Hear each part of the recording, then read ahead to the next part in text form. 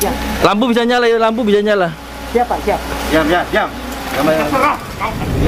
Sejumlah polisi Direktorat Tindak Pidana Narkoba Bareskrim Polri dan Bea Cukai mencegat 2 kendaraan bak terbuka yang melintas di Jalan Mati Rotasi Baru Parepare pada dini hari.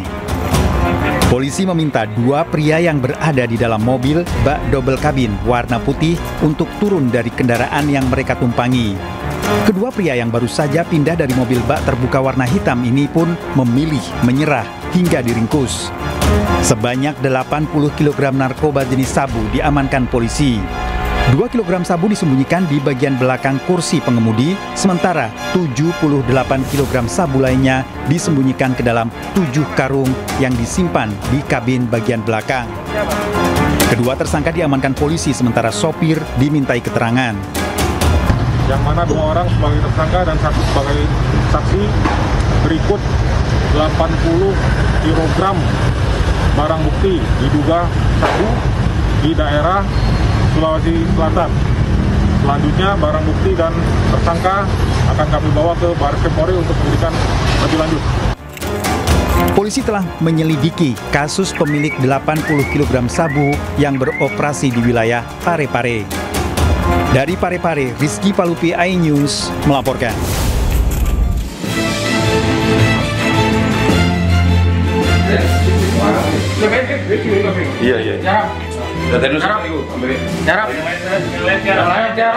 Polisi melakukan penggerebekan 8 anggota pelaku sindikat jual beli data pribadi di sebuah hotel di kawasan Juanda, Sidoarjo.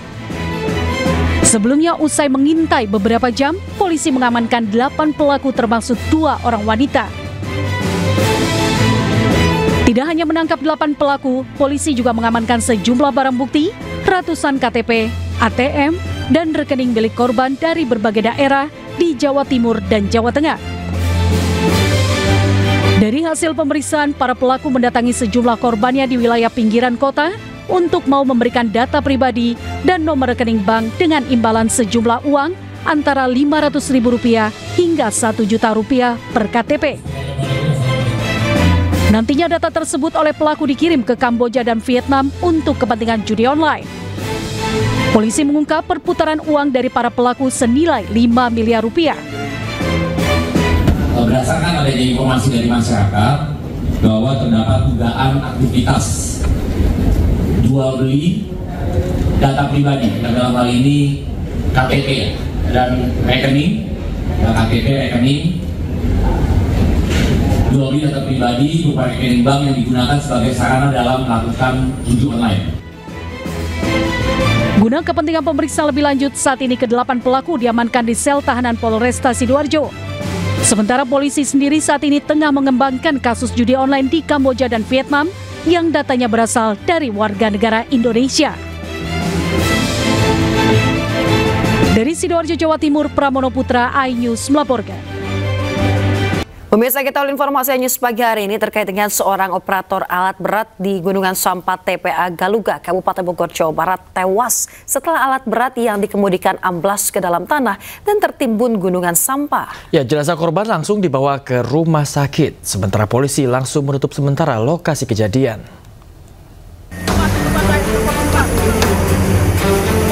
Innalillahi wa inna ilaihi raji'un.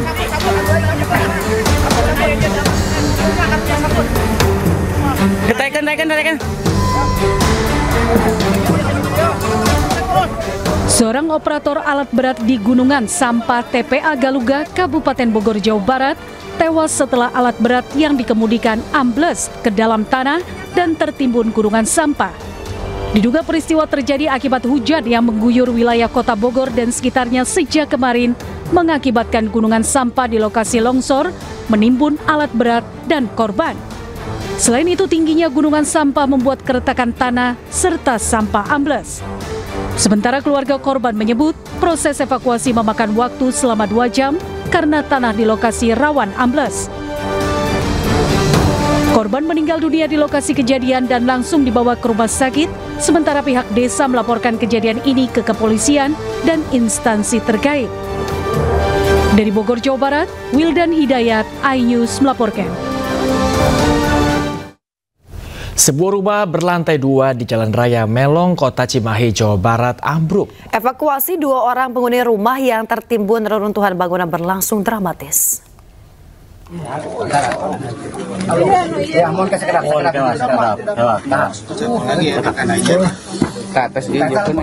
Evakuasi 2 orang yang tertimpa bangunan ambruk berlangsung dramatis.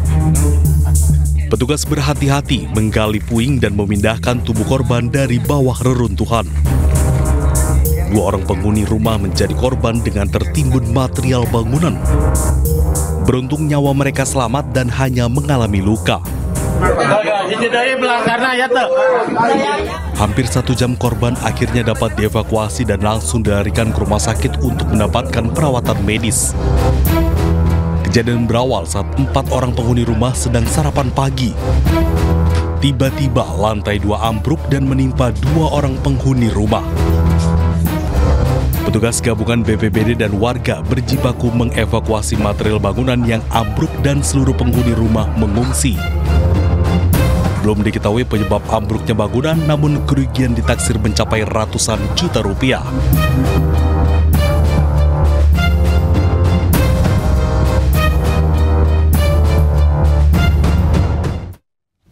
Pemirsa, rekonstruksi penganiayaan balita hingga tewas di Cilacap, Jawa Tengah ricuh saat warga yang emosi berusaha menghakimi pelaku.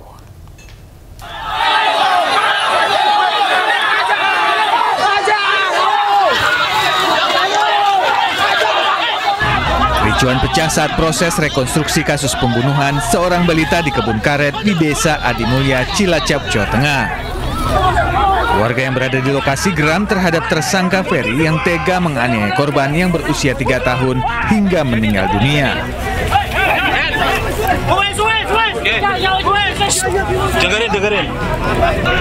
Namun polisi akhirnya berhasil meredam amarah warga dan ayah kandung korban yang tidak terima atas perlakuan keji tersangka terhadap korban.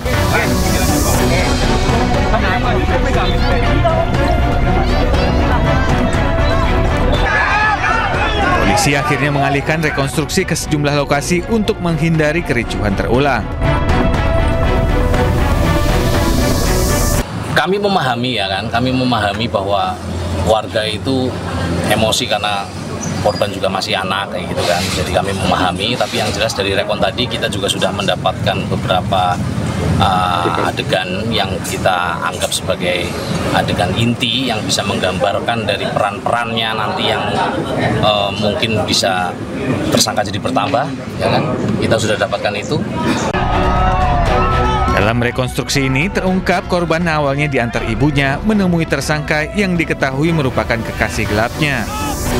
Selanjutnya, Ferry membawa korban jalan-jalan dengan mengendarai motor ke kawasan perbukitan. Di sini tersangka kemudian menganiaya korban hingga meninggal dunia. Saat ini ibu korban telah ditetapkan sebagai tersangka karena diduga terlibat atas pembunuhan anaknya sendiri. Polisi menjerat para tersangka dengan Undang-Undang Perlindungan Anak dengan ancaman hukuman 15 tahun penjara. Dari Cilacap, Jawa Tengah, Heri Susanto, iNews melaporkan. Pemirsa, Pangdam 9 Udayana, Majen TNI Pik Budianto, Budiakto, mengunjungi kediaman orang tua Prada Luki Saputra Namo. Kedatangan Pangdam di rumah duka langsung disambut isak tangis dari ibu almarhumah Prada Luki. Bagi seorang tentara, tolong saya mohon Bapak, tolong saya bersujud Bapak. Tolong Bapak, tolong Bu, saya butuh keadilan Bapak. Tolong jangan ada. Dengan suara yang bergetar, Sepriana Paulina Mirpe, ibunda almarhum Prada Luki, bersimpu di kaki Pangdam 9 Udayana, Majen TNI Pik Budiakto. Dirinya memohon kepada Pangdam agar para pelaku yang telah membunuh putranya dihukum sesuai dengan perbuatan mereka. Sepriana mengaku rela jika putranya gugur di medan pertempuran sebagai anggota TNI, namun dirinya sama sekali tidak rela kematiannya akibat dianiaya oleh oknum yang tidak bertanggung jawab. Saya jadikan dia untuk TNI Bapak, medan perang saya boleh Bapak, tapi ini di oknum-oknum yang tidak bertanggung jawab Bapak, tolong. Saya mohon Bapak, dia masih punya adik 2 orang lagi. Bagi keluarga Prada Luki, kehadiran Pangdam 9 membawa setitik harapan bahwa kebenaran akan terungkap dan nama putranya akan bersih dari fitnah. Saya sakit hati kalau anak saya sebegitu baru dikatain hoax lagi. Saya mohon tolong jangan fitnah anak saya. Anak saya sudah meninggal, Bapak. Saya hanya mencari keadilan. Mohon Bapak, jangan ada fitnah-fitnah lagi yang keji tentang anak saya. Saya mohon juga jangan pernah terjadi seperti ini. Cukup anak saya saja. Menanggapi permintaan Ibu Prada Luki, Pangdam 9 Udayana Maijen TNI Pik Budiakto mengatakan akan mengawal langsung proses hukum yang sedang berlangsung.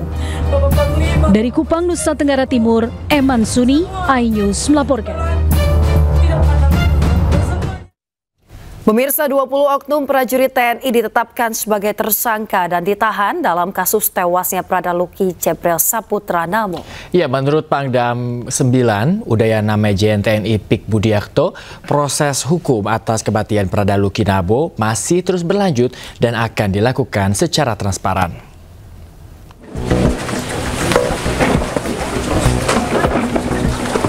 Pangdam 9 Udayana Maijen TNI Pik Budiakto bertemu dengan orang tua Prada Luki Cepril Saputra Namo di asrama TNI Kuanino, Kota Kupang, Nusa Tenggara Timur. Pangdam menyampaikan berdasarkan penyelidikan tim investigasi, jumlah tersangka yang sebelumnya 4 prajurit kini menjadi 20 prajurit TNI. Dari teritorial pembangunan 834 Wakanga Merenagekeo, Nusa Tenggara Timur, termasuk salah satunya seorang perwira TNI. Menurutnya, TNI akan memproses kasus ini secara transparan dan mengedepankan keadilan bagi Prada Luki Cepril Saputra Namo tanpa pandang bulu. Tim investigasi terus melakukan penyelidikan, semua tersangka telah ditahan untuk menjalani pemeriksaan lanjutan. Seluruhnya 20 tersangka yang sudah ditahan dan kemudian akan ditindaklanjuti dengan pemeriksaan selanjutnya. Di antara 20 itu apakah ada perwira, Jenderal? Ada 1 orang perwira. Oke, boleh tahu inisialnya, Jenderal? Nanti oleh penyidik yang akan menyampaikan, dan selanjutnya proses ini sedang berlangsung dan saya secepatnya akan melaporkan pada pimpinan. Diketahui kasus tewasnya Prada Luki Namo di tangan seniornya membuat keluarga terpukul, terlebih korban baru 2 bulan bertugas sebagai tentara. Dari Kupang, Nusa Tenggara Timur, Eman Suni, iNews melaporkan. Kita akan beralih ke informasi yang lainnya, pemirsa. Keji tentara Zionis Israel bom tenda yang berisi jurnalis di luar gerbang rumah sakit Al-Shifa. 5 orang jurnalis meninggal dunia di lokasi.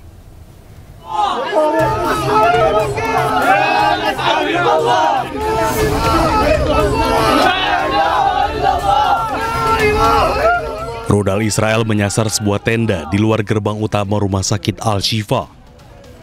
Nahas, tenda tersebut berisikan jurnalis yang tengah beristirahat. Alhasil, 5 orang jurnalis media asal Qatar tewas dalam serangan tersebut. Kelima jurnalis tersebut merupakan reporter dan juru kamera. Mereka adalah Anas Al-Sharif, Muhammad Craig, Ibrahim Zahir, Muhammad Naufal, dan Moamen Aliwa. Kejinya, Israel mengklaim serangan dilakukan karena salah satu korban diduga terafiliasi dengan Hamas. Tentara Israel menuding Al-Sharif adalah kepala sel Hamas yang bertanggung jawab atas serangan roket terhadap warga sipil Israel dan pasukan IDF. Sontak pihak media Qatar pun membantah tuduhan Israel. Menurut media setempat, aksi keji Zionis Israel adalah sebagai upaya putus asa untuk membungkam suara-suara di tengah rencana pendudukan Gaza. Pemirsa, Presiden Prabowo Subianto mengapresiasi negara-negara yang mendukung Palestina merdeka. Ya, selain mendukung Palestina merdeka, bahkan Indonesia tengah menyiapkan Pulau Galang untuk merawat korban luka dari Gaza.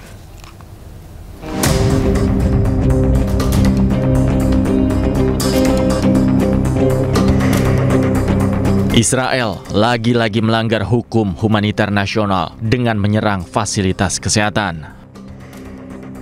Akibat serangan udara ini, sejumlah warga Gaza Palestina yang tengah kelaparan menderita luka-luka. Warga pengungsi lain berusaha mengevakuasi korban terluka. Petugas medis yang datang ke lokasi memprioritaskan pertolongan pertama kepada anak-anak, wanita, dan orang tua. Hal itu membuat pemerintah Indonesia menyiapkan Pulau Galang untuk merawat warga Gaza yang menjadi korban kekejaman Israel.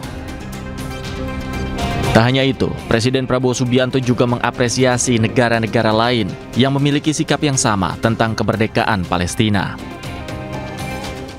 Kami sangat menghargai sikap Peru yang mendukung kemerdekaan Palestina. Kami akan kerjasama untuk bersama-sama mewujudkan tercapainya solusi dua negara. Saudara-saudara sekalian, sekali lagi terima kasih Yang Mulia, kunjungan Yang Mulia. Banyaknya korban luka dan tewas membuat dunia internasional membuka pintunya untuk pengobatan warga Gaza.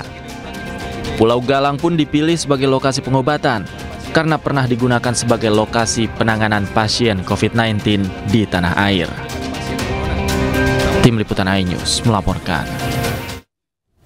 Australia akan umumkan akui Palestina sebagai negara. Ya, Perdana Menteri Australia berjanji akan mendukung Palestina dalam sidang umum PBB September mendatang.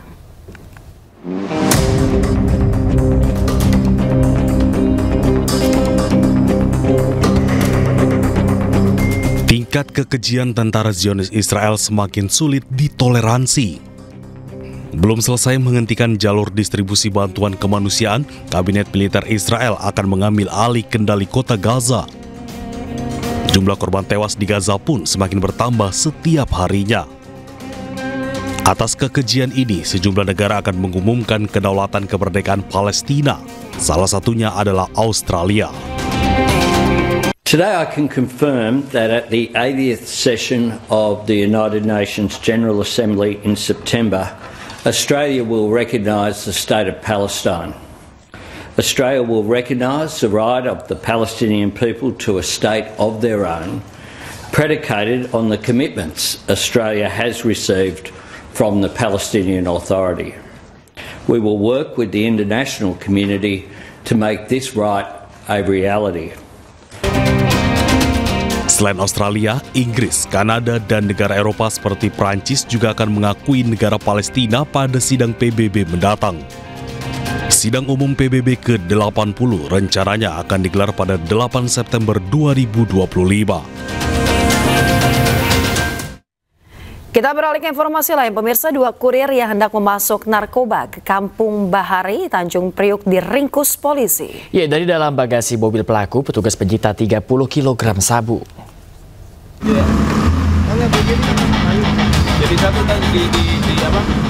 Polisi mencegah sebuah mobil yang melaju di Jalan Benyamin Sueb, Pademangan, Jakarta Utara. Selain meringkus 2 orang pria, petugas juga menggeledah isi kendaraan dan menemukan 2 tas di dalam bagasi. Di dalamnya, petugas mendapati 30 kg narkoba jenis sabu dalam kemasan teh Cina. Dari hasil pemeriksaan sementara, 30 kg sabu ini diduga akan dipasok ke kawasan Kampung Bahari, Tanjung Priok, Jakarta Utara. Kepada petugas, kedua tersangka mengaku hanya kurir dan menjalankan perintah dari seorang narapidana yang sedang mendekam dalam lapas Cipinang, Jakarta Timur. Untuk kepentingan penyidikan lebih lanjut, kedua tersangka dan barang bukti dibawa ke Unit 2 Subdit 5 Direktorat Tindak Pidana Narkoba Bareskrim Polri. Dari Jakarta, Helmi Sayangbati, iNews melaporkan. Pemirsa, polisi membongkar sindikat pencurian modus ganjal ATM di Kecamatan Medan, Selayang, Sumatera Utara. Ya, kelompok ini telah diketahui beroperasi di sejumlah daerah termasuk Medan, Riau, dan Tangerang Selatan.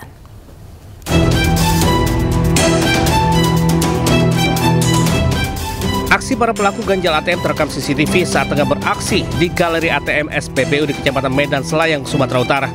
Korban yang hendak mengambil uang namun berulang kali gagal didekati salah satu pelaku yang berpura-pura membantu, kemudian menukar kartu ATM korban dengan kartu yang telah dimodifikasi sambil menghafal PIN yang dimasukkan korban. Beberapa jam kemudian, uang di rekening korban dikuras di mesin ATM lain. Korban yang kehilangan saldo sebesar Rp706 juta melaporkan kejadian ke polisi.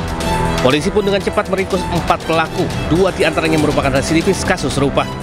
Diketahui dalam aksinya, para pelaku memiliki peran masing-masing dan menyiapkan tusuk gigi yang telah dimodifikasi untuk mengganjal slot kartu ATM. Polisi menyita barang bukti puluhan kartu ATM berbagai bank yang telah dimodifikasi, alat pengganjal slot kartu ATM, sepeda motor, serta pakaian yang digunakan saat beraksi. Akhirnya ketika Pak Liberty kembali ke rumah, maka pada saat itulah tersangka menghabiskan semua saldo yang ada di ATM milik Pak Liberty. Para pelaku bakal dijerat pasal tentang pencurian dengan keberatan dengan ancaman hukuman maksimal 9 tahun penjara. Dari Medan, Sumatera Utara, Aminur Rasyid, iNews melaporkan. Pemirsa, penangkapan salah satu pelaku pencurian sepeda motor bersenjata api di Palembang, Sumatera Selatan mendapat perlawanan. Iya, pelaku yang sudah dikepung polisi mencoba melarikan diri.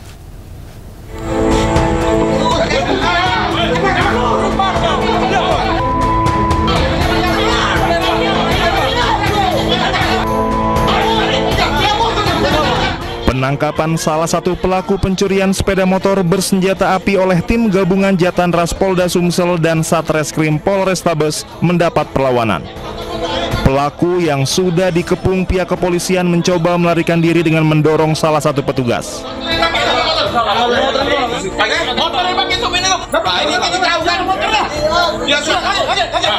Selain berupaya melarikan diri, pelaku juga tidak mengakui perbuatannya. Setelah diperlihatkan rekaman CCTV, pelaku akhirnya mengakui perbuatannya. Menurut keterangan polisi, pelaku merupakan salah satu dari 2 pelaku pencurian sepeda motor yang menembak seorang mahasiswi. Peran pelaku sebagai joki saat melakukan aksi pencurian sepeda motor.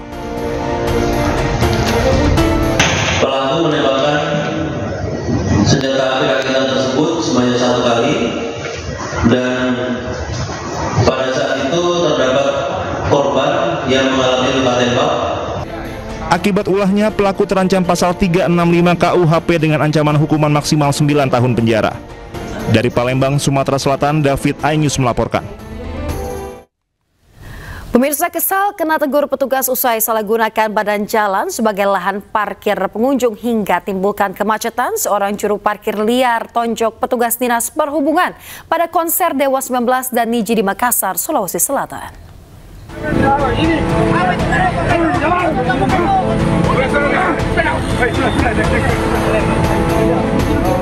Seperti inilah cekcok berujung pemukulan ke wajah petugas Dinas Perhubungan Makassar yang sedang mengatur lalu lintas pada konser band Dewa 19 dan Niji di salah satu pelataran pusat perbelanjaan di Kecamatan Mariso, Makassar, Sulawesi Selatan pada Minggu petang.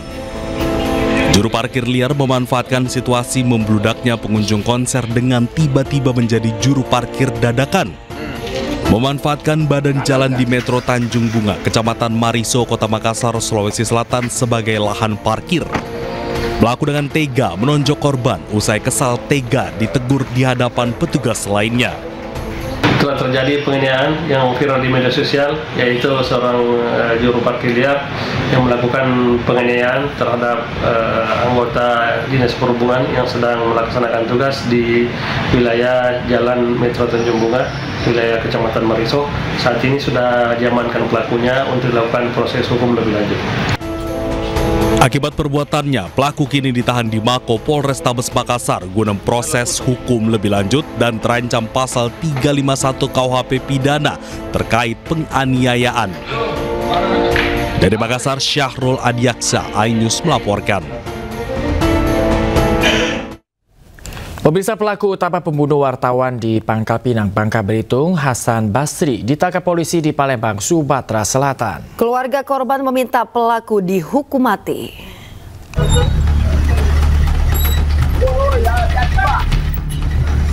Usai buron selama 4 hari, tim gabungan menangkap Hasan Basri, pelaku utama pembunuh wartawan media online di Pangkal Pinang, Bangka Belitung. Kau sama siapa? Sama Dio. Dio itu siapa? Hasan. Sama Hasan. Bawa mobil ini? Pelaku ditangkap di Palembang, Sumatera Selatan dan langsung dibawa ke Polda Bangka Belitung. 2 orang telah ditangkap dalam kasus ini, namun polisi belum mengungkap motif dari aksi keji pelaku. Keluarga korban tidak menyangka pelaku merupakan penjaga kebun yang sudah dianggap keluarga oleh korban. Keluarga berharap pelaku dihukum mati. Kepada Bapak Kapolda pelaku segera tertangkap, hukum seberat-beratnya, kalau bisa hukuman mati. Timpal ya dengan perbuatan. Ya, timpal dengan perbuatan ya Pak. Sebelumnya, pemimpin redaksi media online di Bangka Belitung, Aditya Warman, ditemukan tewas di dalam sumur dekat kebunnya. Usai diotopsi, korban langsung dimakamkan. Dari Pangkal Pinang, Bangka Belitung, Haryanto, iNews melaporkan.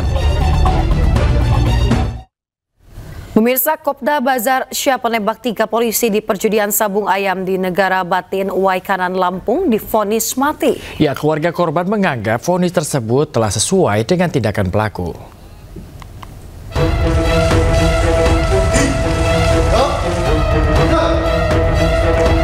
Pengadilan Militer Otmil 104 Palembang menggelar persidangan putusan terdakwa Kopda Bazar Syah dalam kasus penembakan 3 polisi di salah satu tempat sabung ayam di Lampung 17 Maret lalu. Dalam persidangan, terdakwa Kopda Bazar Syah langsung dihadapkan kepada keluarga korban dan pengunjung sidang. Saat pembacaan vonis, terdakwa divonis pidana mati dengan pertimbangan hukum terdakwa terbukti bersalah sebagaimana diatur pasal 338 Undang-Undang Darurat tentang Kepemilikan Senjata Api Ilegal dan dipecat dari Kesatuan TNI. Pemidana terdakwa oleh karena itu dengan pidana pokok, pidana mati. Mendengar vonis mati tersebut, keluarga korban sontak teriak histeris, tangis haru bahagia. Bahwa majelis hakim tidak sependapat dengan auditor militer mengenai dakwaan ke-1 primer, namun membuktikan dakwaan subsidiar, dakwaan ke-1 subsidiar, kemudian dakwaan kedua terbukti, dakwaan ketiga terbukti. Sehingga dalam hal ini majelis hakim mengambil kesimpulan bahwa terdakwa tidak terbukti dalam dakwaan ke-1 primer sehingga harus dibebaskan, kemudian menjerat terdakwa dengan dakwaan ke-1 subsidiar dan dakwaan kedua dan dakwaan ketiga dengan amar putusan memidana terdakwa dengan pidana pokok, pidana mati. Bersyukurlah Pak, bersyukurlah karena masih ada keadilan Pak. Kita udah mendapat keadilan. Sebelumnya, Kopda Bazar Syah menembak 3 polisi yang melakukan penggerebekan judi sabung ayam di Negara Batin, Kabupaten Waikanan. Pemirsa, prosesi Gunungan Haul Ki Ageng Jakarta Rupiah digelar di Gerobokan, Jawa Tengah berlangsung ricuh. Sejumlah mama terjatuh hingga lecet demi mendapatkan hasil bumi.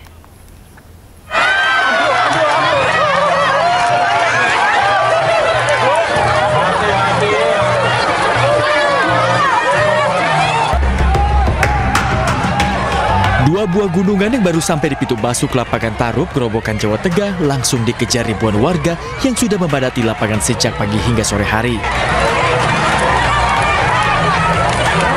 Panitia terlihat kewalahan hingga melepaskan bambu pengusung gunungan yang mereka panggul. Warga pun saling mendorong dan berdesakan hingga menyebabkan sejumlah lansia jatuh hingga terinjak-injak.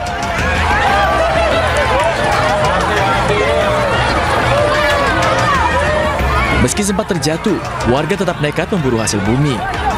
Sebagian lainnya hingga terkena lemparan di kepala akibat warga lainnya melemparkan hasil bumi dari atas gunungan. Meskipun harus menahan sakit hingga lecet, warga mengaku senang mendapatkan hasil bumi dari gunungan ini.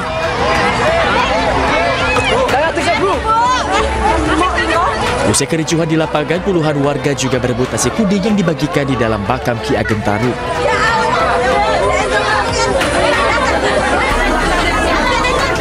Demi mencegah kericuhan, nasi kuning dibagikan dari balik pintu makam. Dari Gerobokan, Jawa Tengah, Rustama Nusantara, iNews melaporkan. Pemirsa, hujan deras mengguyur aksi demonstrasi warga di kawasan alun-alun dan halaman kantor Bupati Pati, Jawa Tengah.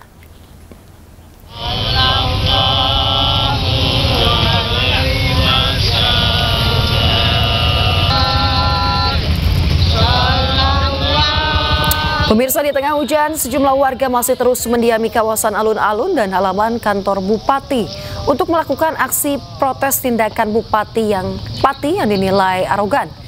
Hujan deras yang mengguyur pun membuat donasi yang terkumpul basah kuyup. Para relawan berjibaku untuk mengamankan barang-barang donasi dengan plastik, terpal, ataupun spanduk. Meskipun di tengah guyuran hujan, warga yang masih tetap bertahan di depan posko donasi bersolawat untuk menuntut Bupati Sadewo turun dari jabatannya. Sebagian warga lain bahkan melakukan ritual khusus sebelum gelaran aksi 13 Agustus mendatang.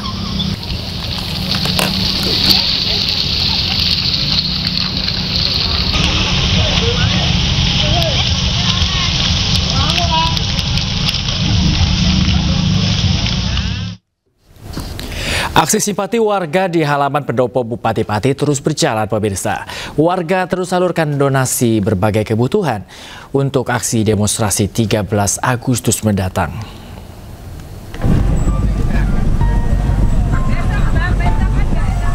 Gerakan masyarakat menanggapi kenaikan PBB P2 terus bergulir. Walaupun Bupati telah membatalkan kebijakan tersebut, warga terus melakukan aksi damai di depan pendopo Pati.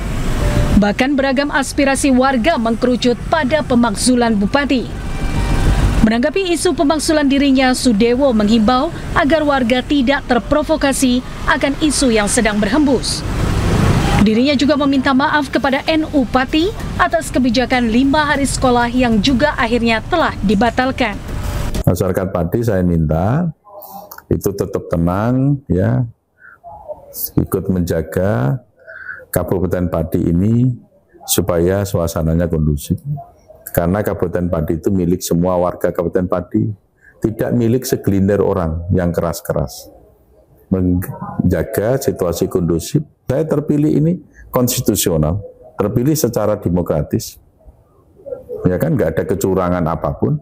Kok mau digulingkan oleh segelintir orang? Meski demikian, masyarakat terus memberikan donasi beragam kebutuhan untuk aksi demonstrasi 13 Agustus mendatang. Dihimbau agar masyarakat untuk melakukan aksi secara damai dan kondusif. Dari Pati, Jawa Tengah, Plaza Rusandi, iNews melaporkan. Pemirsa, media sosial tengah ramai membahas kehadiran trailer film animasi Merah Putih One for All. Film yang rencananya tayang pada tanggal 14 Agustus ini banyak mendapat respon dari netizen atau warganet karena kualitasnya yang dianggap jauh dari animasi buatan Indonesia.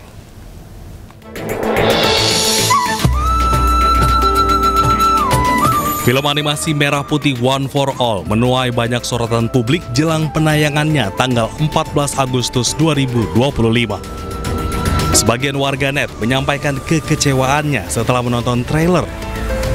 Menurut warganet, kualitas film itu gagal dan tak sesuai ekspektasi di tengah industri animasi Indonesia yang tengah naik daun dan membaik.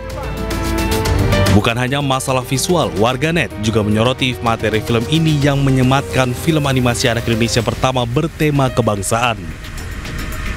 Padahal tahun 2015 ada film Battle of Surabaya yang disutradarai Arianto Yudiawan dan diproduksi oleh MSV Pictures. Film Battle Indonesia mengusung latar sejarah Perang Surabaya tahun 1945.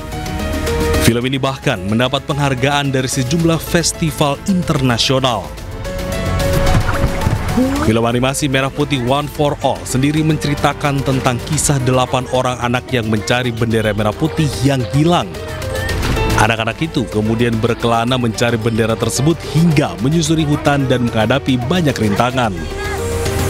Film ini ditulis dan disutradarai oleh Endiarto dan Bintang Takari. Diproduksi oleh Perfiki Kreasindo bersama produser Toto Sugriwo.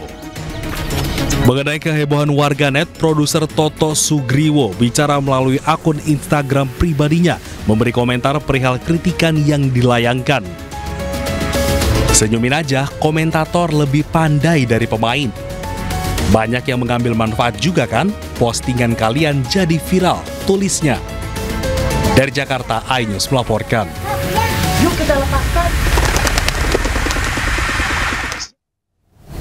Ribuan warga tumpah ruah di alun-alun kota Cilegon, Banten menyaksikan festival budaya yang menampilkan beragam kesenian dari dalam dan luar negeri. Acara ini digelar sebagai bagian dari perayaan HUT ke-80 kemerdekaan Republik Indonesia dengan penampilan seniman lokal berpadu atraksi budaya mancanegara.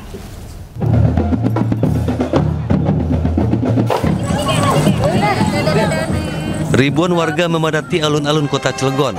untuk menyaksikan festival budaya yang menampilkan kesenian dan budaya dari mancanegara. Pawai diawali dengan iringan seniman lokal yang berpadu dengan penampilan dari Rusia, India, Bulgaria, dan Korea Selatan. Masyarakat tampak antusias mengabadikan momen dengan ponsel mereka. Para peserta juga mengaku senang ikut berpartisipasi meski harus berpanas-panasan dan berjalan kaki. Selain memberi hiburan, kegiatan ini juga dapat menambah wawasan masyarakat tentang seni dan kebudayaan. Sangat bangga karena bisa bergabung juga sama delegasi-delegasi luar negeri juga. Sangat-sangat bagus. Karena ini bertukar budaya gitu dari negara-negara luar dan negara Indonesia juga tentunya. Gitu. Serta itu kebanyakan seniman lokal, ya seniman lokal Cilegon, sekolah-sekolah juga, sanggar-sanggar semua, dan juga ada dari negara tetangga ya, ada dari Korea Selatan, ada dari Rusia, Bulgaria, dan India. Alhamdulillah semuanya jadi satu. Perpaduan atraksi budaya Nusantara dan mancanegara ini diharapkan mampu mempererat persahabatan serta memperkaya pengalaman masyarakat di bidang seni.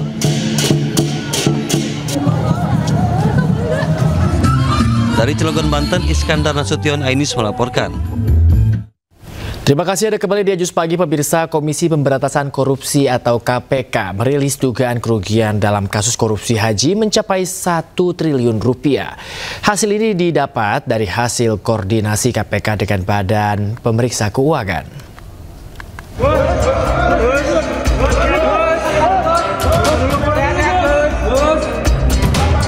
KPK memprediksi kerugian negara dalam kasus korupsi haji mencapai angka lebih dari 1 triliun rupiah. Angka ini berdasarkan hasil hitung internal lembaga anti rasuah tersebut. Namun demikian, pihaknya akan memastikan jumlah tersebut dengan Badan Pemeriksa Keuangan (BPK). Dalam kasus ini, KPK menggunakan pasal 2 dan pasal 3 Undang-Undang Tipikor junto pasal 55 ayat 1 KUHP. Hitungan internal KPK namun sudah didiskusikan juga dengan teman-teman di BPK, tapi masih hitungan awal. Tentu nanti BPK akan menghitung secara lebih detail lagi. Jadi angka yang didapatkan dari hitungan awal adalah lebih dari 1 triliun.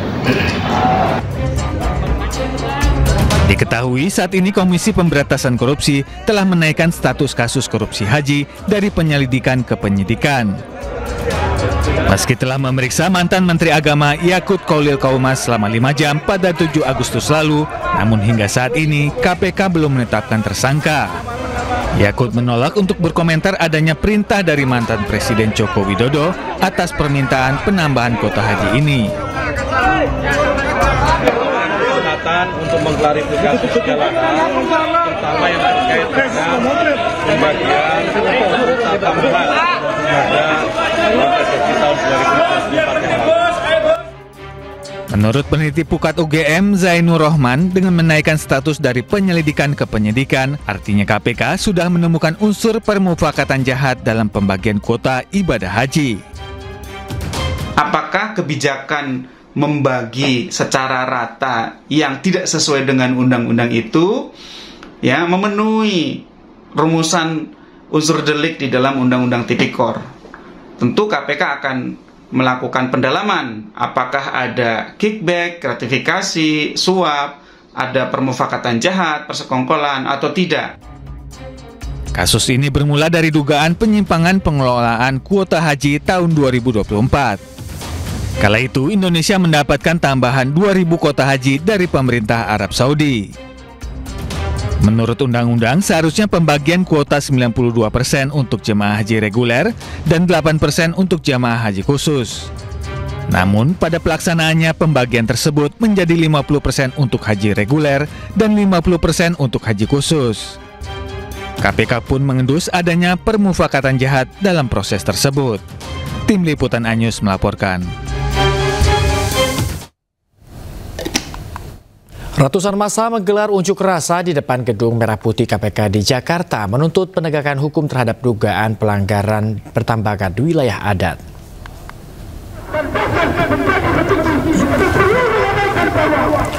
Front Mahasiswa Maluku Utara Pro Warga Maba Sangaji mendesak KPK mengusut tuntas izin tambang di Halmahera Timur.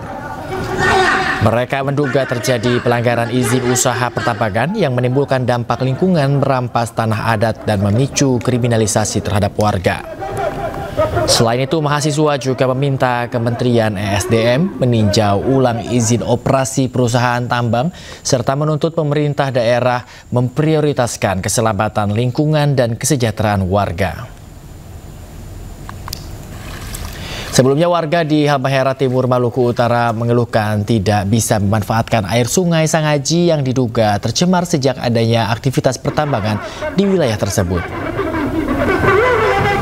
Lembaga KPK RI agar kemudian segera melakukan penyelidikan lebih dalam terkait dengan penerbitan izin usaha pertambangan di Kabupaten Halmahera Timur. Karena kenapa? Di situ kami melihat dan menilai ada kemudian mafia-mafia tambang yang kemudian bermain di belakang layar untuk apa kepentingan-kepentingan ke depan. Karena kenapa?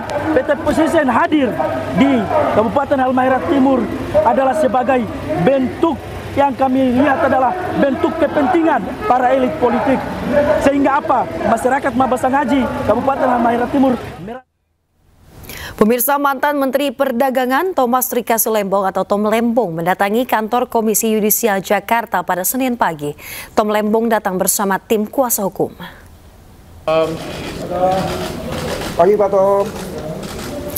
Kedatangan Lembong ke Komisi Yudisial untuk menjelaskan laporannya terkait dugaan pelanggaran kode etik dan perilaku Hakim Pengadilan Tipikor Jakarta yang menjatuhkan vonis 4,5 tahun penjara.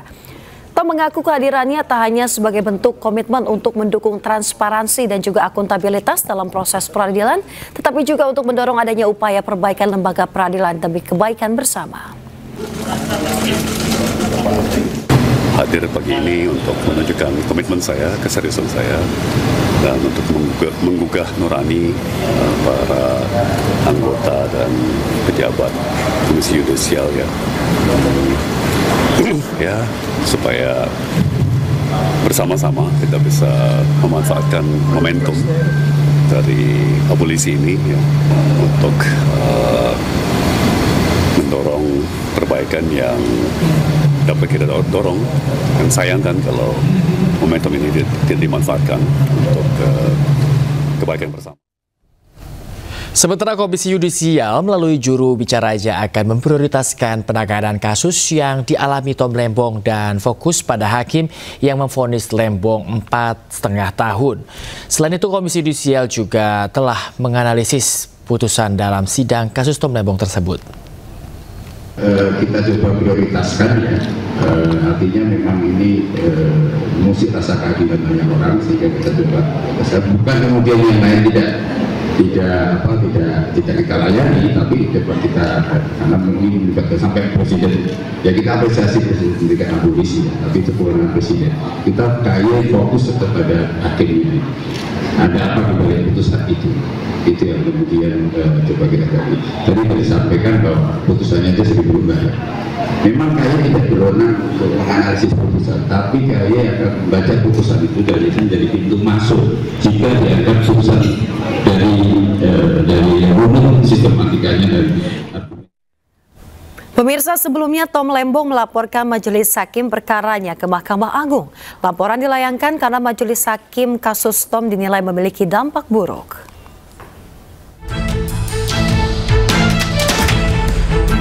Kuasa hukum Thomas Lembong, Zaid Musyafi, resmi melaporkan Majelis Hakim yang memutus perkara kliennya di kasus impor gula kepada Mahkamah Agung. Zaid menyebutkan perlu adanya evaluasi dan koreksi mendalam terhadap proses hukum yang dijalani Tom Lembong.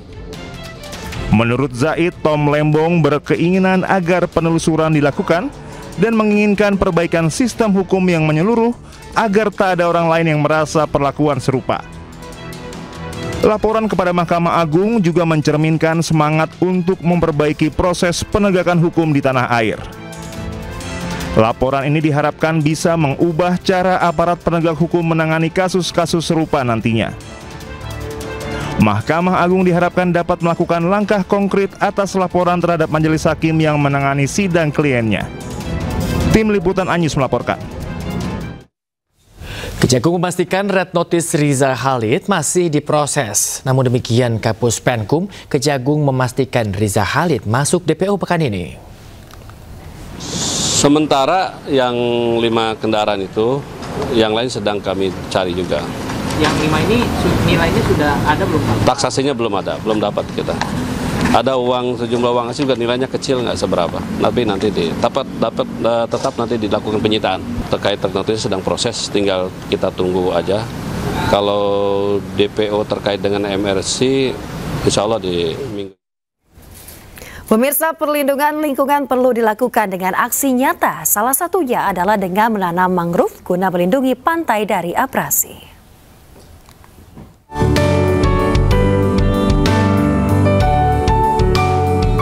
Arya Duta Menteng bersama penjaga laut melakukan aksi nyata penanaman 1000 bibit mangrove di Pulau Pari, Kepulauan Seribu.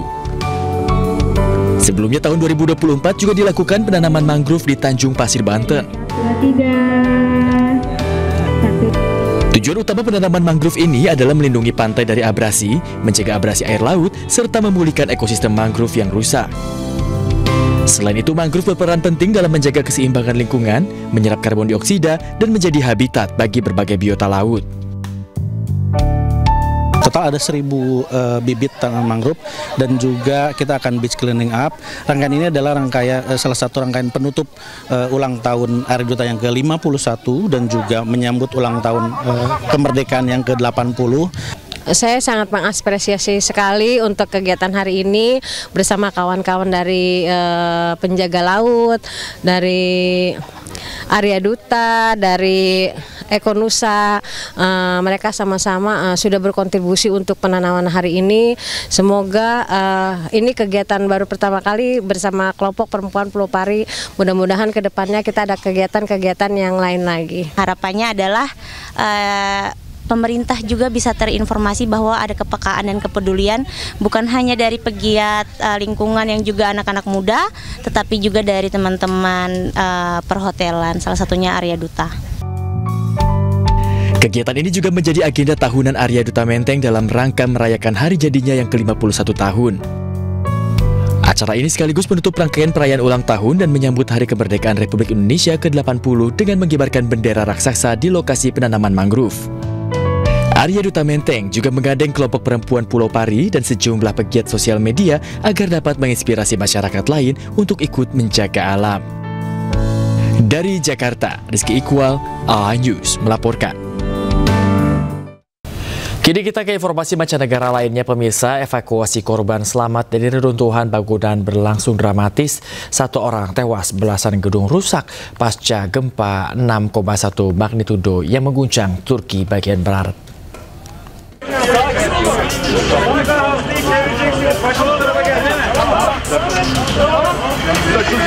Evakuasi korban selamat akibat gempa Turki 6,1 magnitudo berlangsung dramatis.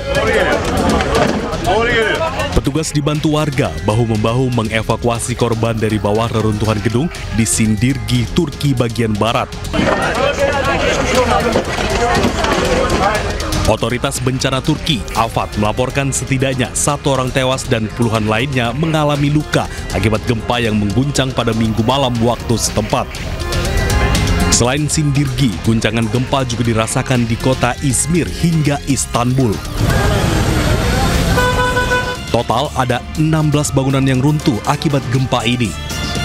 Sementara korban gempa yang mengalami luka dilaporkan sebanyak 29 orang dan saat ini telah dirawat di rumah sakit.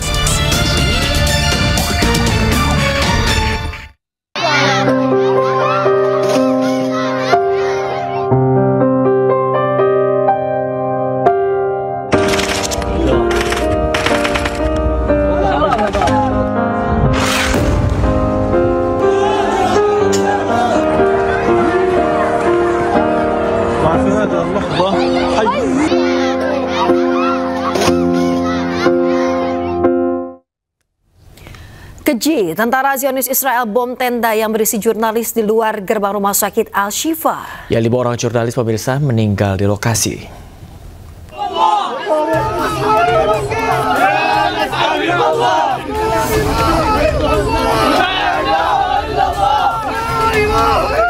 Rudal Israel menyasar sebuah tenda di luar gerbang utama Rumah Sakit Al-Shifa.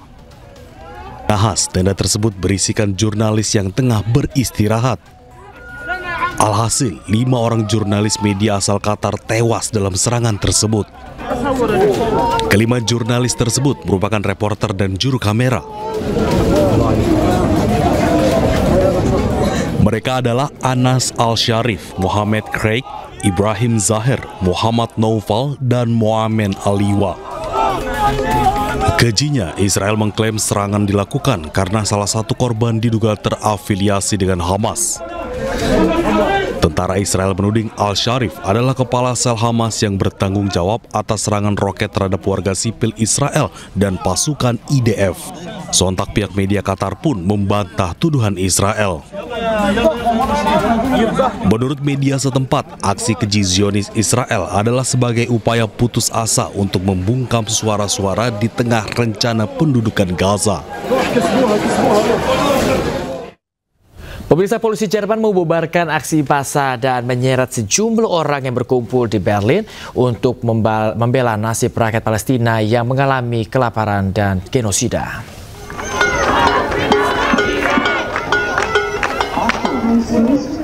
Pemirsa, aksi kekerasan terus dialami oleh sejumlah massa pro-Palestina yang memprotes keterlibatan media Jerman dalam genosida di Gaza. Demonstran juga menuntut keadilan bagi 5 jurnalis yang tewas dibunuh oleh tentara Israel saat mereka berkumpul di tenda wartawan dekat Rumah Sakit Al-Shifa di kota Gaza.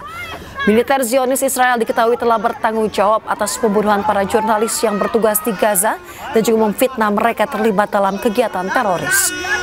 Anas Al-Sharif, jurnalis Al Jazeera yang syahid, sebelumnya sempat membantah tuduhan keji Israel tersebut dan menyebut ia tidak memiliki afiliasi dengan kelompok politik manapun termasuk Hamas. Rally pro-Palestina kemudian dilanjutkan menuju stasiun Karl Marx Straße. Di sini para demonstran kembali mendapatkan aksi kekerasan dari polisi yang sedang bertugas.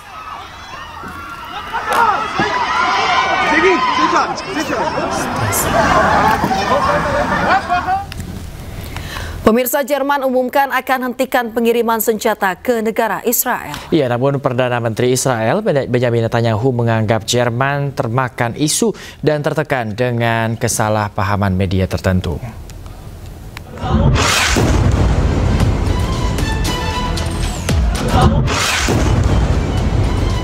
Serangan demi serangan masih saja terjadi dari tentara Zionis Israel kepada warga Gaza.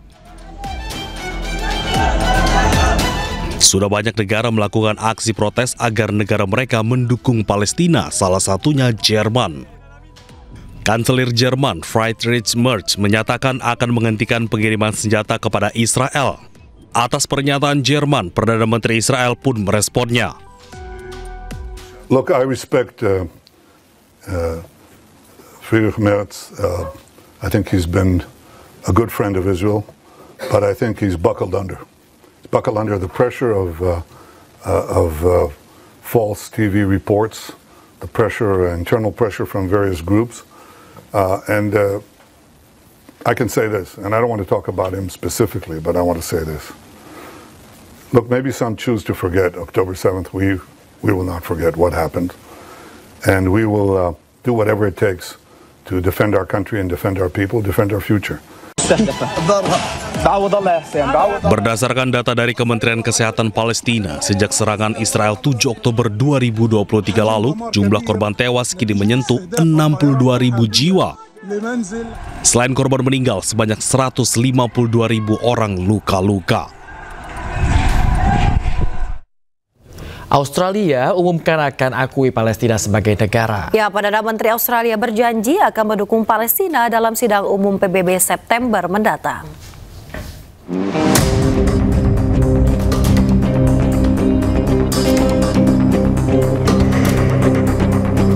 Tingkat kekejian tentara Zionis Israel semakin sulit ditoleransi.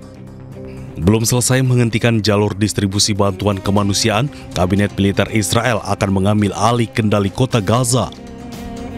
Jumlah korban tewas di Gaza pun semakin bertambah setiap harinya. Atas kekejian ini, sejumlah negara akan mengumumkan kedaulatan kemerdekaan Palestina. Salah satunya adalah Australia. Today I can confirm that at the 80th session of the United Nations General Assembly in September, Australia will recognise the state of Palestine. Australia will recognise the right of the Palestinian people to a state of their own, predicated on the commitments Australia has received from the Palestinian Authority. We will work with the international community to make this right a reality.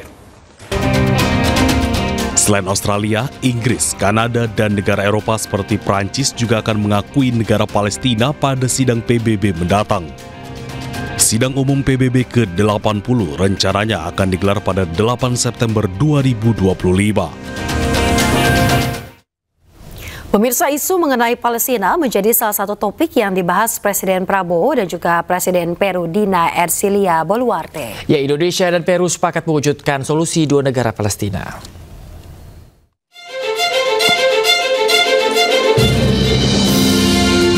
Presiden Prabowo Subianto menyatakan Indonesia dan Peru sepakat bersama-sama negara lainnya membantu mewujudkan solusi dua negara Palestina sehingga diharapkan kekerasan yang selama ini dialami rakyat Palestina dapat berakhir. Isu mengenai Palestina menjadi salah satu topik yang dibahas Presiden Prabowo dan Presiden Peru Dina Ercilia Boluarte dalam pertemuan empat mata di ruang kerja Presiden di Istana Merdeka, Jakarta.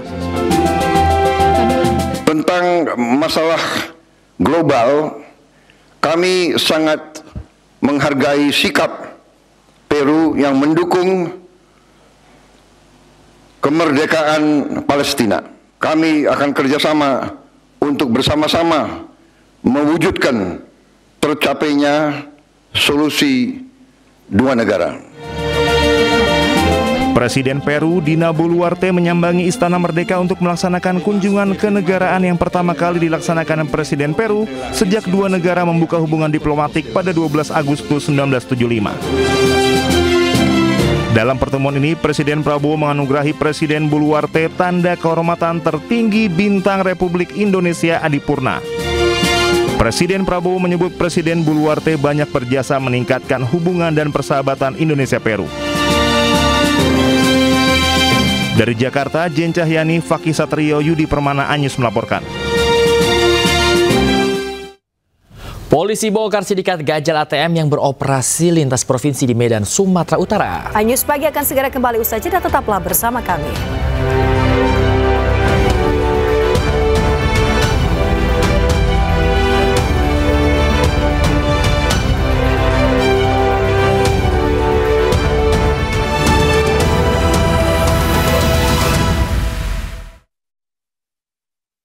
Tahu nggak regenerasi sel kulit melambat setiap tahun?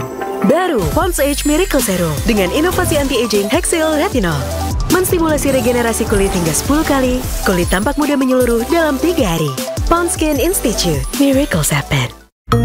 Mau kaldu yang gurih mantap? Gak cuma mau, aku butuh rasa yang gurih yang makin mantap. Aha, kamu butuh Royco baru kini dengan ayam kampung. Paduan ayam kampung dan 6 jenis rempah pilihan.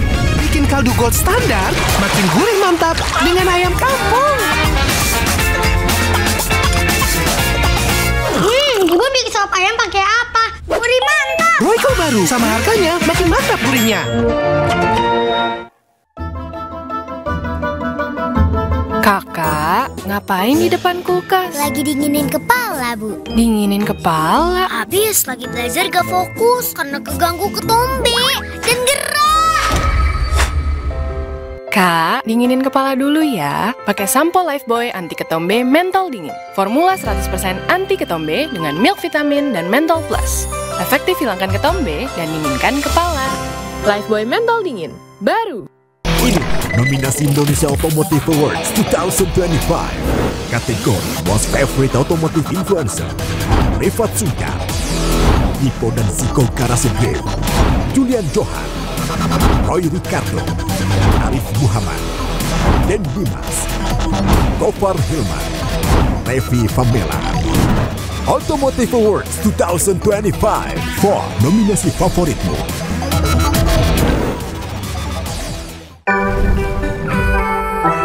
Banyak banget. Seribet ini yang mau kulit glowing. Percaya yang Dermaglow aja, pakai baru Blonde Lovely Dermaglow Facial Foam. Vitamin BCA, efektif angkat kotoran dan soft kulit putih. Kulit putih glowing, bersinar cerah. Segampang itu jadi Dermaglow. Blonde Lovely Dermaglow Facial Foam.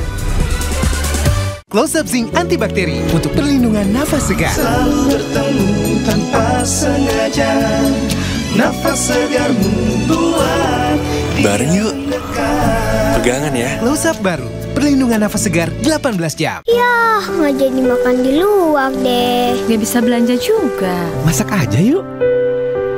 Dimasak apa ya, Bu? Dibangunin aja. Hanya dengan sentuhan Bango yang terbuat dari malika dan bahan alami berkualitas. Jadikan masakan sederhana lebih istimewa. Gimana?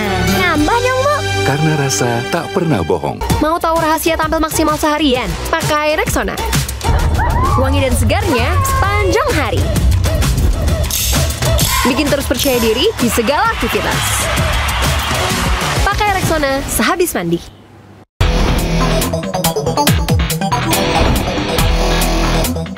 Ini Molto Parfum Boost baru, terinspirasi dari parfum favoritku. Dibuat ke dalam versi pewangi pakaian, 10 kali lebih wangi. Baju wangi mewah, tahan lama. Molto Parfum Boost baru, wangi mewah terinspirasi parfum Jessica Nila. Anak banyak akal, punya cara spesial. Makan yang manis-manis, Pepsodent Double Calcium. Perlindungan terbaik, gak ada lawan, cegah gigi berlubang. Hai cantik, selamat datang di inovasi Citra UV Body Lotion baru. Dengan biopeptide dan ekstrak bengkoang, 40 kali kekuatan mencerahkan dan wangi sepanjang hari. Citra, cerahkan cantikmu.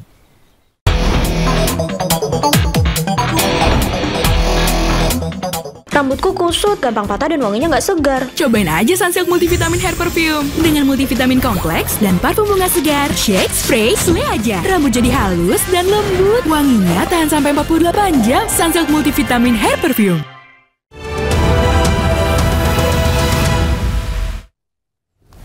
Ada kembali di Anyus Pagi pemirsa, 2 kurir narkoba diringkus polisi dan bea cukai di Parepare, Sulawesi Selatan dan menyita 80 kg sabu yang diangkut menggunakan mobil bak double cabin.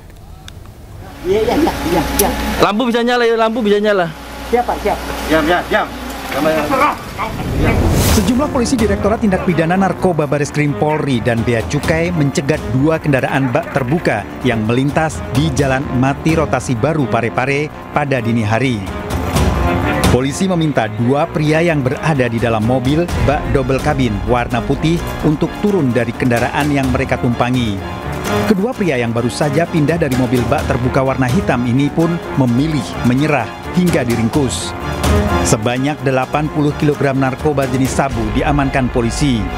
2 kg sabu disembunyikan di bagian belakang kursi pengemudi, sementara 78 kg sabu lainnya disembunyikan ke dalam 7 karung yang disimpan di kabin bagian belakang. Kedua tersangka diamankan polisi, sementara sopir dimintai keterangan. Yang mana 2 orang sebagai tersangka dan 1 sebagai saksi. Berikut 80 kg barang bukti diduga sabu di daerah Sulawesi Selatan. Selanjutnya barang bukti dan tersangka akan kami bawa ke Bareskrim Polri untuk diberikan lebih lanjut. Polisi telah menyelidiki kasus pemilik 80 kg sabu yang beroperasi di wilayah Parepare. Dari Parepare, Rizky Palupi, iNews melaporkan. Polisi membongkar sindikat pencurian modus ganjal ATM di Kecamatan Medan Selayang, Sumatera Utara. Kelompok ini diketahui telah beroperasi di sejumlah daerah termasuk Medan, Riau, dan juga Tangerang Selatan.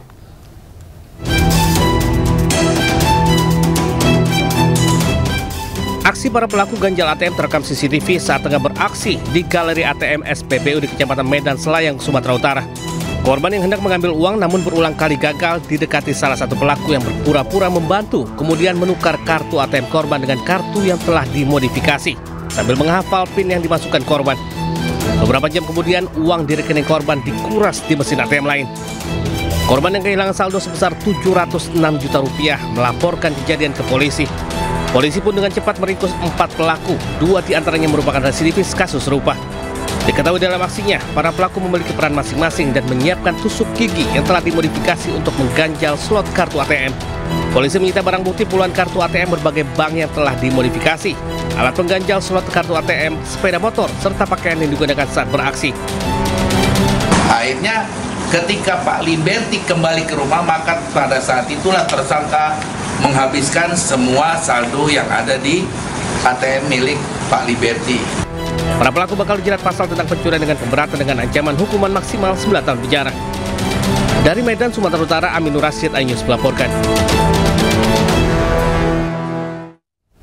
Rekonstruksi penganiayaan balita hingga tewas di Cilacap, Jawa Tengah ricuh saat warga yang emosi berusaha menghakimi tersangka. Tersangka diketahui menghabisi anak dari kekasih gelapnya sendiri dengan modus mengajak jalan-jalan.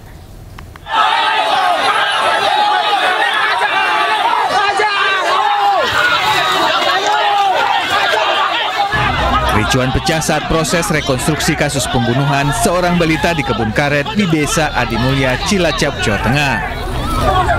Warga yang berada di lokasi geram terhadap tersangka Ferry yang tega menganiaya korban yang berusia 3 tahun hingga meninggal dunia.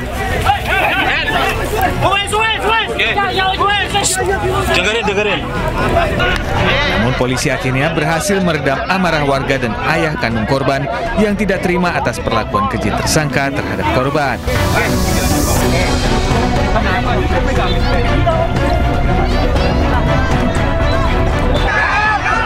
Polisi akhirnya mengalihkan rekonstruksi ke sejumlah lokasi untuk menghindari kericuhan terulang.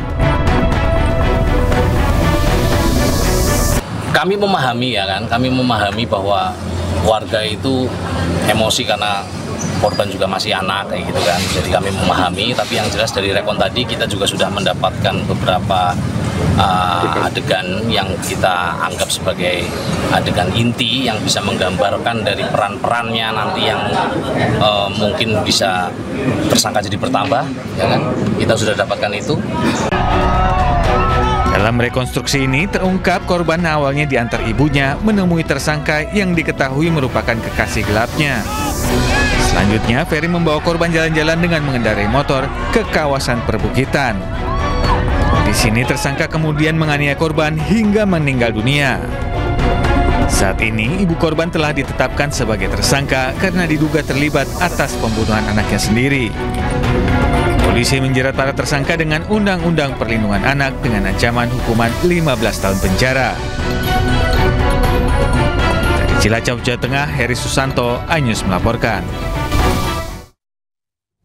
Pemirsa, seorang operator alat berat di Gunungan Sampah TPA Galuga, Kabupaten Bogor, Jawa Barat tewas setelah alat berat yang dikemudikan amblas ke dalam tanah dan tertimbun gunungan sampah. Ya, jenazah korban langsung dibawa ke rumah sakit, sementara polisi langsung menutup sementara lokasi kejadian. Innalillahi wa inna ilaihi raji'un.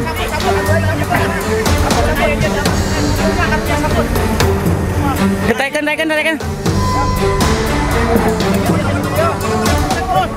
Seorang operator alat berat di Gunungan Sampah TPA Galuga, Kabupaten Bogor, Jawa Barat, tewas setelah alat berat yang dikemudikan ambles ke dalam tanah dan tertimbun gunungan sampah. Diduga peristiwa terjadi akibat hujan yang mengguyur wilayah kota Bogor dan sekitarnya sejak kemarin, mengakibatkan gunungan sampah di lokasi longsor, menimbun alat berat dan korban. Selain itu, tingginya gunungan sampah membuat keretakan tanah serta sampah ambles. Sementara keluarga korban menyebut proses evakuasi memakan waktu selama 2 jam karena tanah di lokasi rawan ambles.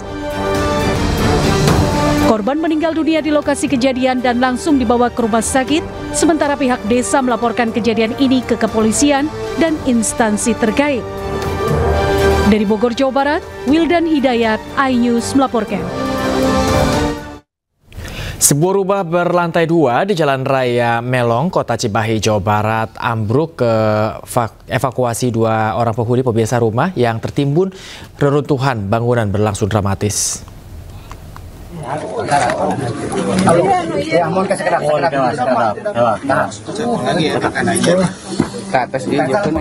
Evakuasi 2 orang yang tertimpa bangunan ambruk berlangsung dramatis. Petugas berhati-hati menggali puing dan memindahkan tubuh korban dari bawah reruntuhan. 2 orang penghuni rumah menjadi korban dengan tertimbun material bangunan. Beruntung nyawa mereka selamat dan hanya mengalami luka. Hampir 1 jam korban akhirnya dapat dievakuasi dan langsung dilarikan ke rumah sakit untuk mendapatkan perawatan medis. Kejadian berawal saat 4 orang penghuni rumah sedang sarapan pagi. Tiba-tiba lantai 2 ambruk dan menimpa 2 orang penghuni rumah. Petugas gabungan BPBD dan warga berjibaku mengevakuasi material bangunan yang ambruk dan seluruh penghuni rumah mengungsi. Belum diketahui penyebab ambruknya bangunan, namun kerugian ditaksir mencapai ratusan juta rupiah.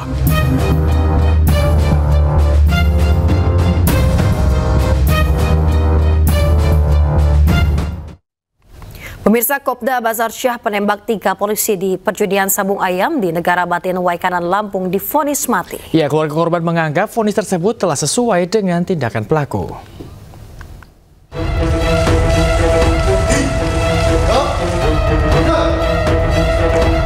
Pengadilan Militer Otmil 104 Palembang menggelar persidangan putusan terdakwa Kopda Basarsyah dalam kasus penembakan 3 polisi di salah satu tempat sabung ayam di Lampung 17 Maret lalu. Dalam persidangan, terdakwa Kopda Basarsyah langsung dihadapkan kepada keluarga korban dan pengunjung sidang. Saat pembacaan vonis, terdakwa divonis pidana mati dengan pertimbangan hukum terdakwa terbukti bersalah sebagaimana diatur pasal 338 Undang-Undang Darurat tentang Kepemilikan Senjata Api Ilegal dan dipecat dari Kesatuan TNI. Memidana terdakwa, oleh karena itu dengan pidana pokok, pidana mati. Mendengar vonis mati tersebut, keluarga korban sontak teriak histeris, tangis haru bahagia. Bahwa majelis hakim tidak sependapat dengan auditor militer mengenai dakwaan ke-1 primer, namun membuktikan dakwaan subsidiar, dakwaan ke-1 subsidiar, kemudian dakwaan kedua terbukti, dakwaan ketiga terbukti. Sehingga dalam hal ini majelis hakim mengambil kesimpulan bahwa terdakwa tidak terbukti dalam dakwaan ke-1 primer sehingga harus dibebaskan, kemudian menjerat terdakwa dengan dakwaan ke-1 subsidiar dan dakwaan kedua dan dakwaan ketiga dengan amar putusan memidana terdakwa dengan pidana pokok, pidana mati. Bersyukur lah Pak, bersyukur karena masih ada keadilan Pak. Kita udah mendapat keadilan. Sebelumnya, Kopda Basarsyah menembak 3 polisi yang melakukan penggerebekan judi sabung ayam di Negara Batin, Kabupaten Waikanan, Lampung 17 Maret lalu. Ketiga polisi tersebut yakni AKP Anumerta Lucianto, Aibda Anumerta Petrus Aprianto, dan Bribtu Anumerta Gali. Dari Palembang, Sumatera Selatan, Guntur iNews melaporkan.